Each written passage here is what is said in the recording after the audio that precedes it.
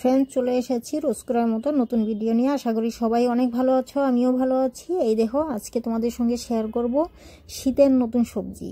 নতুন সবজি বলতে এখানে আমি ছিম আর পেঁয়াজকলি নিয়েছি, মিষ্টি কুমড়ো, আলু, এই দিয়ে আমি একটা খুবই মজাদার ভাজি তৈরি করব। এটাকে নিরামিষ তরকারিও বলতে পারো। এটা এতটাই সুস্বাদু হয় যে এটা গরম ভাত, রুটি, পরোটা, পুরি দিয়ে খুব মজা লাগে। এতটাই মজাদার ভাজি আমি আজকে তোমাদের সঙ্গে শেয়ার করতে চলেছি। তো ভিডিওটা স্কিপ না করে শেষ পর্যন্ত দেখতে থাকো, আশা করি একটু হলেও তোমাদের উপকারে লাগবে। তো এখানে আমি সবজিগুলো কেটে নিয়েছি, আর ছিমগুলো কিভাবে কেটেছি এটা আমি দেখিয়েছি। ছিমে একটা আঁশ থাকে, আঁশটা বার করে নিতে হয়। যখন আমরা দুটুকরো করব, পুরোভাবে দুটুকরো একবারেই করে দেব না, মাঝখানে দুটুকরো করার পরে একটু সামান্য বাজিয়ে রাখবো, তারপর টান দিলে দেখবে একটা আঁশের মতো বেরোয়, ওটা বাদ দিতে হয়, নইলে ওটা খাওয়ার সময় একটু কেমন যেন লাগে, ওটা বাদ দিতেই হয়। তো এখানে আমি একটা ফ্রাই প্যান বসিয়ে দিয়েছি, এখন আমি এই সবজিটা বানিয়ে নিব। তো এর জন্য আমি সবজিগুলো প্রথম একটু ফ্রাই করে নিব তেলে। তো ফ্রাই করার জন্য আমি এখানে 2 চামচ সরষের তেল অ্যাড করেছি। সরষের তেলের মধ্যে নুন আর হলুদ দিয়ে দিলাম। তো নুন হলুদ না দিলে সবজিগুলো ভালো ভাজা হয় না, দেখতেও ভালো লাগে না, আর সবজির ভেতরে নুনও ঢোকে না। তো শুরুতেই একটু নুন হলুদ দিতে লাগে। প্রথম আমি আলুগুলো ফ্রাই করে নিচ্ছি। আলুগুলো ফ্রাই করা হয়ে গেছে, আমি উঠাবো না। এর মধ্যেই আমি সিমগুলো দিয়ে দিচ্ছি। যে সবজিগুলো একটু শক্ত, মানে দেরিতে সেদ্ধ হবে, সেগুলো আমি আগে ভেজে নিচ্ছি। তো এখানে আমি 200 গ্রামের মতো সিম নিয়েছি, এটা নতুন সিম। তো এই নতুন সবজি ভাজি বা তরকারি, নিরামিষ তরকারি অনেক বেশি মজাদার হয়। আর এটা যদি একটু ঘুরিয়ে রান্না করা যায় তাহলে তো কোনো কথাই নেই। তো আমি এখানে সিমগুলো ভেজে নিয়েছি, এখন মিষ্টি কুমড়োগুলো আমি অ্যাড করে দিচ্ছি।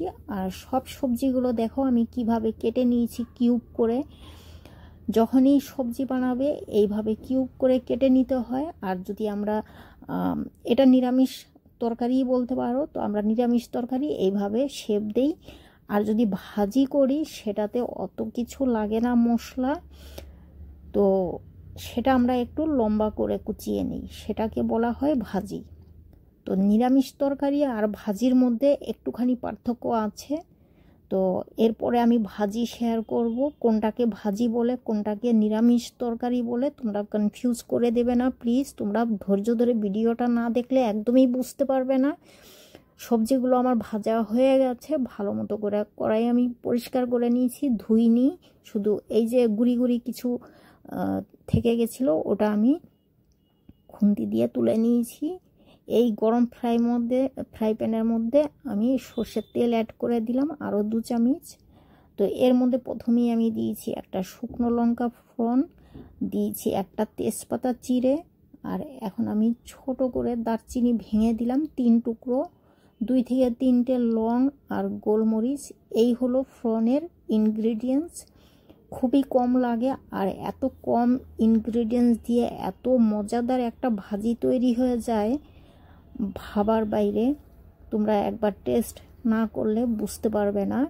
কেউ ভাজি বলে থাকো, কেউ নিরামিষ তরকারি বলে থাকো। তো আজকে আমি তোমাদের কনফিউজ দূর করে দিব, তোমরা ধৈর্য ধরে দেখতে থাকো শুধু আমার এই নিরামিষ তরকারি আমি কিভাবে তৈরি করি। এখানে আমি 1 চামচ ভরে 5 ফোড়ন অ্যাড করলাম। ফোড়নের জন্য প্রথমেই আমি এই যে তেজপাতা, লং, গোলমরিচ, শুকনো লঙ্কা আর 5 ফোড়ন ভালো মতো করে আমি ফ্লেভারটা দিয়ে নিলাম। দেওয়ার পরে কুচনো পেঁয়াজ, এখানে একটা পেঁয়াজ ফাইন চপ করে নিয়েছি, এটা অ্যাড করে দিলাম। এটাও আমি ভালো মতো করে ওই মশলার সঙ্গে ভেজে নিচ্ছি, খুব বেশি ভাজতে যাব না, তাহলে সবজির কালারটা ভালো দেখাবে না, কালো লাগবে।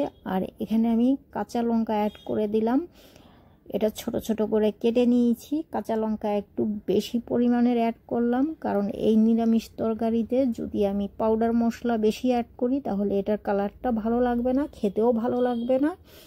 খুব কম পরিমাণ মতো আমি সব মশলাগুলো ইউজ করব। এখানে বেশ কিছু পেঁয়াজ কলি অ্যাড করে দিলাম। এখানে এই যে আমি ছোট ছোট করে কুচিয়ে নিয়েছিলাম, এগুলো অ্যাড করে দিলাম। এটাই এই সবজির অনেক বেশি মজা বাড়িয়ে দিবে। তো এই তো মশলার সঙ্গে আমি পেঁয়াজ কলিগুলো ভেজে নিলাম। আর এই পেঁয়াজ কলি ভাজি অসাধারণ লাগে। তো আমি তো এত বেশি অ্যাড করব না, কারণ এটা মিক্সড সবজি ভাজিতে যতটা পেঁয়াজ কলি দিতে লাগে আমি ততটাই নিয়েছি, হাফ কাপ নিয়েছি। আর এখানে আমি হাফ চামচ আদা রসুন বাটা দিলাম। তোমরা চাইলে শুধু আদা বাটা ইউজ করতে পারো। যারা পিওর ভেজিটেরিয়ান তারা শুধু আদা ইউজ করবে, রসুনটা ইউজ করবে না, কারণ তাদের রসুন খাওয়া বারণ থাকে এক একজনের। তাই আমি বলছি আদাটা ইউজ করলেই ভালো। তো আমি এখানে আদা রসুন দুটোই ইউজ করলাম। আর এখানে হাফ চামচ হলুদের পাউডার নিজের উপরে বুঝে একটু দিতে হবে, কারণ এটার কালারটা যদি ভালো আনতে চাও খুব বেশিও দেবে না, আবার খুব কমও দেবে না। কালারটা যেন ভালো দেখতে লাগে এরকমভাবেই হলুদটাকে ইউজ করতে হবে। আর যারা পেঁয়াজকলি ভাজি খাওনি, যখন এরপরে পেঁয়াজকলি খুব বেশি বাজারে উঠবে তখন বেশি পরিমাণের পেঁয়াজকলি এনে শুধু পেঁয়াজকলি ভাজি খেয়ে দেখো কতটা মজাদার হয়। এখানে আমি পাউডার মশলার মধ্যে বলতে 1 চামচ লঙ্কা পাউডার, 1 চামচ ধনে পাউডার ইউজ করলাম। এটা আমি ভালো মতো করে এই মশলার সঙ্গে ভেজে নিলাম। ভেজে মানে এটাকে ভুনে নেওয়া বলা হয়। এখন আমি সামান্য গরম জল অ্যাড করে দিলাম। জল এখানে বেশি অ্যাড করব না, যেন এই সবজির তরকারিটা মাখো মাখো ভাব থাকে। পুরি পরোটা দিয়ে খেতে অসাধারণ লাগে। এইভাবেই এই ভাজিটা আমি তৈরি করব। এটা চাপাটি দিয়েও ভালো লাগবে। তো এগুলো চাপাটি, পুরি, পরোটা এগুলো দিয়েই এই ধরনের ভাজিগুলো অনেক বেশি মজা লাগে। ভাতের মধ্যে ভাত দিয়ে খাবে, গরম ভাত দিয়ে খাবে, গরম ভাতের সঙ্গেও অসাধারণ লাগে। ভেজে রাখা সবজিগুলো এখন আমি মশলার সঙ্গে অ্যাড করে দিলাম। এই তো এখন ভালো মতো করে নেড়ে চেড়ে মিশিয়ে দেব, আর এর মধ্যেই কষানো হয়ে যাবে। দেখতে কতটা সুন্দর হয়েছে এটা পুরোভাবে যখন তৈরি হয়ে যাবে অসাধারণ লাগে দেখতে আর খেতে। তোমরা এই সবজির তরকারিটা না করলে বুঝতে পারবে না। একবার হলেও তোমরা ট্রাই করো প্লিজ। হ্যাঁ,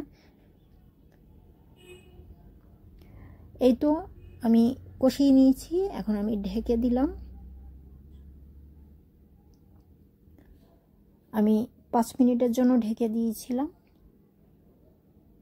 এখন আমি ঢাকনা খুলে নেড়ে দিব।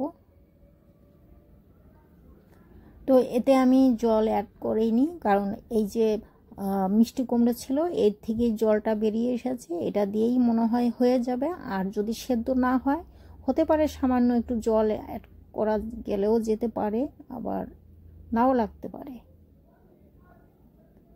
তো আমার জল লাগেনি, এই কুমড়োর জলের মধ্যেই আমার সবজিটা সেদ্ধ হয়ে গেছে, অনেকটাই হয়ে এসেছে। আমি আবারও চেক করে দেখছি সেদ্ধ হলো কি না। এটা আমি 1 টেবিল স্পুন চিনি অ্যাড করলাম।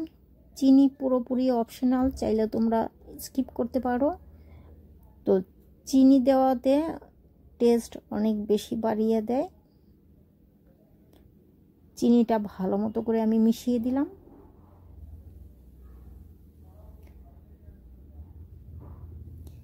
এটা গোলমরিচ পাউডার।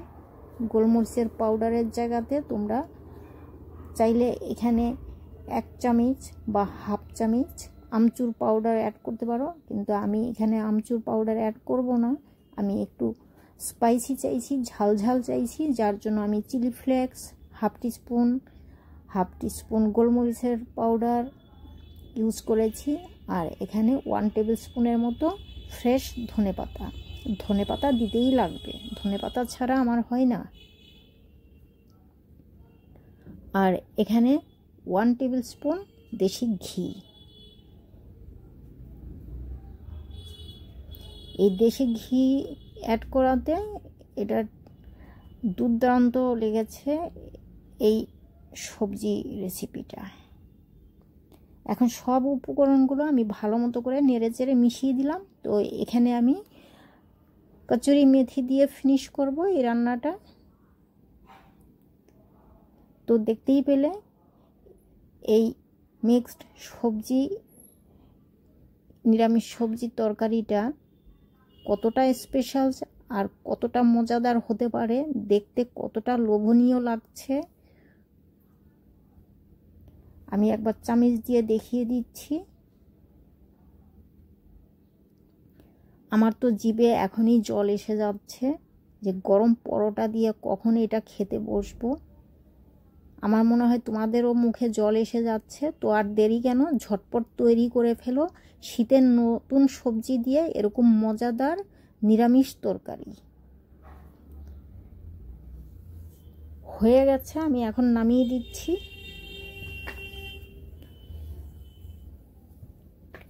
এই তো আমি একটা হাফ প্লেটের মধ্যে যতটা লাগবে আমি নিয়ে নিচ্ছি।